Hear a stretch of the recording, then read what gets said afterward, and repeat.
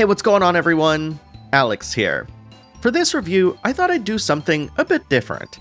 The reason for this is that I believe that Rhapsody, Marl Kingdom Chronicles, and the larger Rhapsody series as a whole is a special kind of RPG that caters to a specific kind of RPG fan with a very specific need. For example, I don't think anyone looking for a lengthy adventure, a deep progression system, and tactical combat is going to find a lot to enjoy in these games. No. The best parts of Rhapsody have everything to do with its songs, characters, stories, and its expressive pixel art. And given how much I'm playing these games after a whole bunch of RPGs dealing with darker and more serious subject matter, Rhapsody, Marl Kingdom Chronicles arrives just in the nick of time to whisk me away to a world much brighter and more opulent than I could ever dream of. But before I get into the heart of my review, some of you may be asking, what is Rhapsody?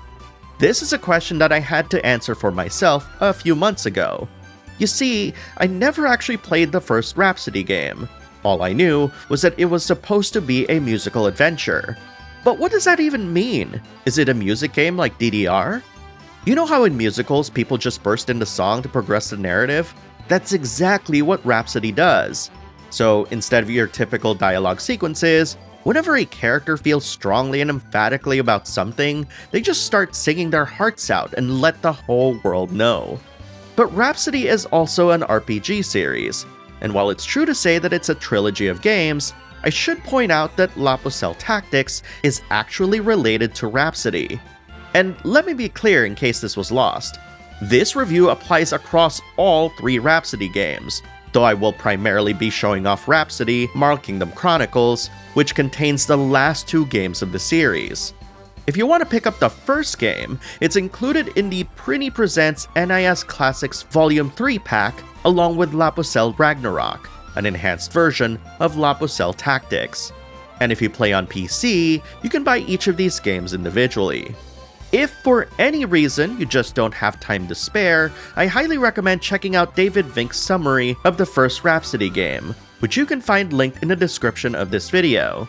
David's summary does a fantastic job of getting caught up in the story, while adding several details that'll make you appreciate your playthrough of its sequels a ton, so go check it out. While the musical part might be one of the series' hooks, I do want to put a focus on the narrative.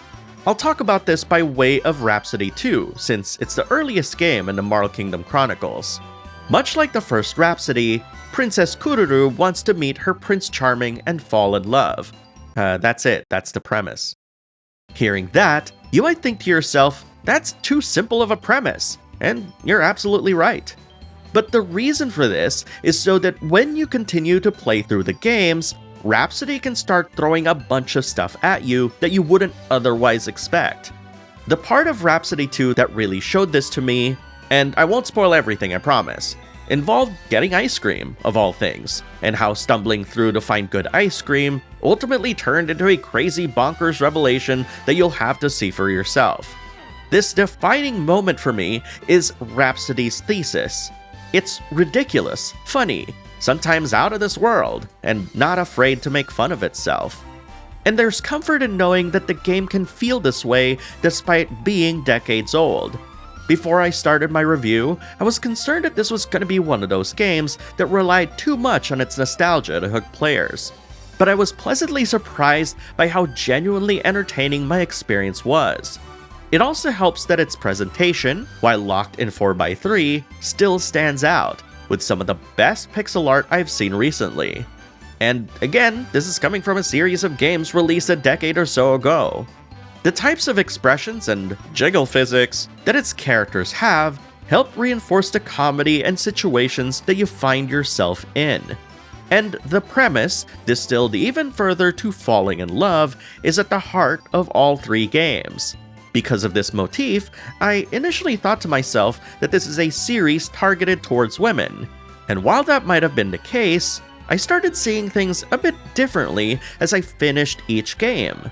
The core premise of the trilogy is really based on the most popular style of fairy tales.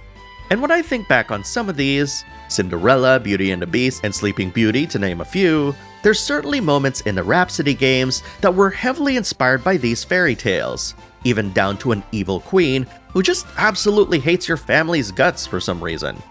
This all culminates in a massive conclusion in the form of Rhapsody 3, which brings back all of the characters from the first two Rhapsody games, making them all playable.